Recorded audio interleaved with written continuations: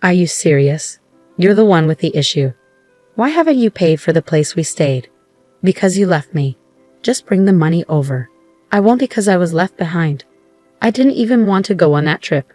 I've been married to my husband for 6 years. We have a cute 5-year-old daughter, and watching her grow up is the best part of my life. But our relationship is really bad right now. I quit my job when our daughter was 1, and my husband said that if I wasn't working, I had to handle all the housework. So, I did everything around the house and took care of our child alone. When our daughter was a baby, I struggled to get enough sleep. I asked my husband for help, but he just said he would divorce me if I complained.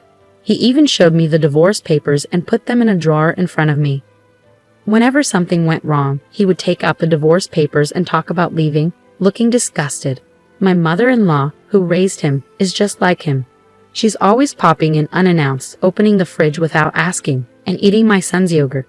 If that was all she did, I might manage, but she also lectures me on how to be a good wife, especially after my husband complains about me. She even finds dust in the corners of the house to criticize me.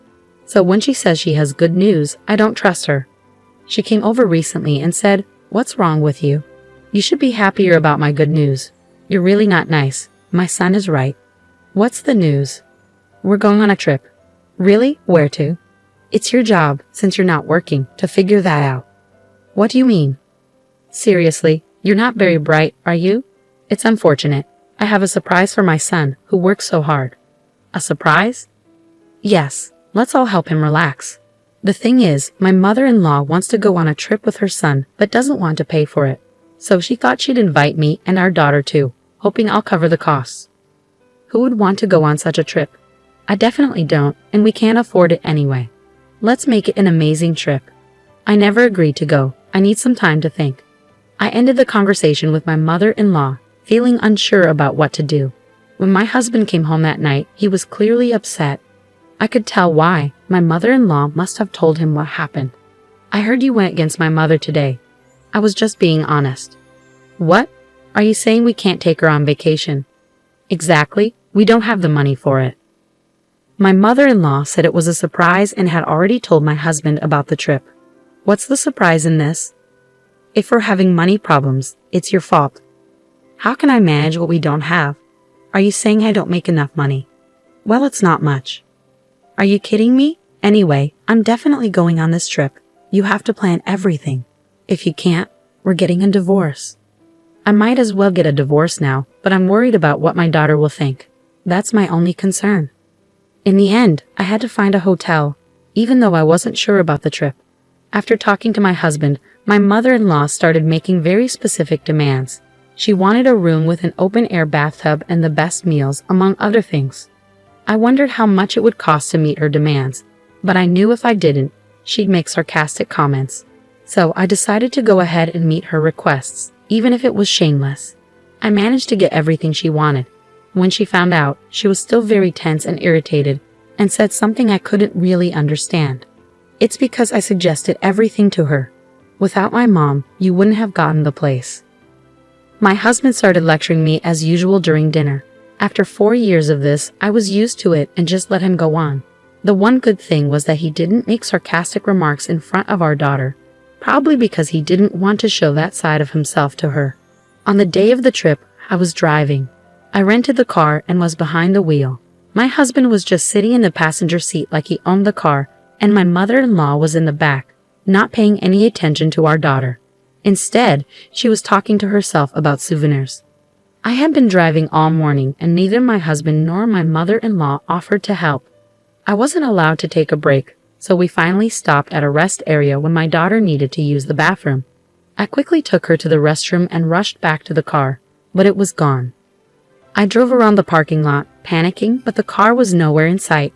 I called my husband, but there was no answer, so I called my mother-in-law. "You guys took too long," my mother-in-law said with a laugh. "We left you behind." I tried to explain that I had only been gone for a few minutes, but my husband interrupted. "This is your fault for not listening to me. You don't deserve to go on this trip. Was that your plan from the start? If it was, then what about our daughter, Nina? She's just like you. She's been acting up lately and even talked back to Mom. She needs to be punished too. But she was looking forward to this trip." I'll reconsider when you both apologize. If you understand, you can go home now. My husband hung up the phone. So what do we do now? It's a long way home. Mom, are you okay? Did Dad and Grandma leave us? I guess so. They're so mean, aren't they? Yeah, they are. Are we going home? Yeah, but I know you were looking forward to this trip. But I only wanted to go because I was with you, Mom. If we're going home, I want to go home too. Then let's have an adventure together. An adventure? My daughter's happy smile lifted my spirits.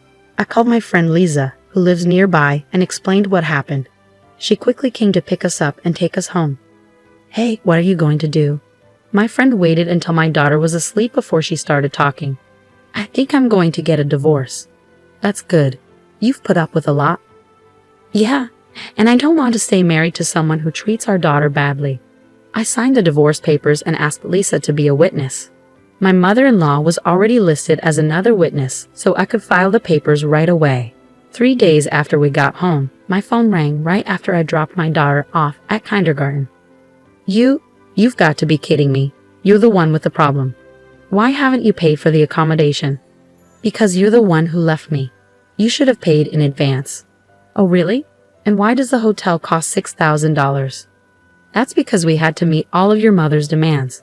Come over here with the money as soon as possible. I'm not going to. I'm the one who was left behind, and I didn't even want to go on that trip. You and your mother enjoyed yourselves, so why don't you split the cost? That's $3,000 each. At that moment, I heard a woman's voice on the other end of the line. It's time for you to pay. If you don't, I'll call the police. No problem, my wife will pay. She's on her way here right now. Where is your wife now? At home. I checked your address, and it seems like you're far from there. You left her at the service area and now expect her to come just to pay. Excuse me? Your wife and I have been friends since high school. I was the one who picked up your wife and daughter from the service area. I asked my old friend for help with this trip. She offered me a free stay at the hotel she owns. In high school, she was struggling with her future. Her family owned a well-known hotel, but she had other dreams. As the only daughter, she had to take over the hotel even though it wasn't what she wanted. She told me that I was the one who supported her the most during that tough time. She felt she owed me, so she's returning the favor now. I told her she didn't need to pay, she could stay at the hotel. But she's not here. I don't have any personal connection with you, so you're just hotel guests. Since you're only guests, you need to pay the full price. Alright, how about you use your credit card to pay for now, and you can charge it to your wife later. I don't want to do that. It's not that you don't want to, it's that you can't. Wait, what do you mean? Your son's salary is $1,200 and the credit card limit is only $3,000. What do you mean, your wife is lying? You said you were making a good salary. My husband just stayed silent. He's a salesman and he earns more if he gets contracts, but he only gets the minimum guaranteed salary. Despite having a lot of sales, he only gets the minimum pay, so he doesn't have enough money. Don't tell me you're going to use your savings to pay. That's reserved for the divorce, alimony, and child support. What are you talking about? I filed for divorce. Didn't you say you divorced me anytime? Yes, and I filed the papers as quickly as I could. So if we're not married anymore. Hold on a minute. I'm not waiting. My husband eventually agreed to pay Lisa in installments. I then hired a lawyer and officially filed for custody of my daughter, child support, and alimony. I moved my daughter back to my parents' house. One of Lisa's hotel regulars is an executive at my husband's company, and he told him to pay for the stay in full. My mother-in-law, who divorced when my ex-husband was in middle school and planned for him to support her in the future, learned about my ex-husband's income. She then contacted me, asking me to reconsider the divorce. I can't believe she has the nerve to ask that after everything she's done to me. My ex-husband also called, saying our daughter needs a father and suggesting we remarry and live together. My daughter is happy living with my parents. I don't understand why he's saying this now since he never took care of her before. My ex-husband went back to his mother's house right after the divorce. He had poor performance at work and wasn't good at planning, so he made a last-minute vacation booking for that trip. His inability to pay for the hotel became known through a company executive, and now he feels very embarrassed at work. Next weekend, I'm taking my daughter to the house hotel. I started a new job to build a better future for us. It's been a long time since I worked, but it's so much more fulfilling than my marriage ever was. The idea that children need both parents together didn't apply to us. I believe it's more important for children to have happy parents. I've learned a lot from this divorce. The only thing that hasn't changed is my commitment to putting my daughter first. With her, I can always do my best. People like my ex-husband seem to have a lot of confidence. I wonder where they get it from. Overall, I think the divorce was the right choice. I'm grateful for my wonderful daughter and supportive friends. I hope you find peace and happiness with your daughter from now on. Thank you for watching. If you enjoyed this, please subscribe to the channel. See you.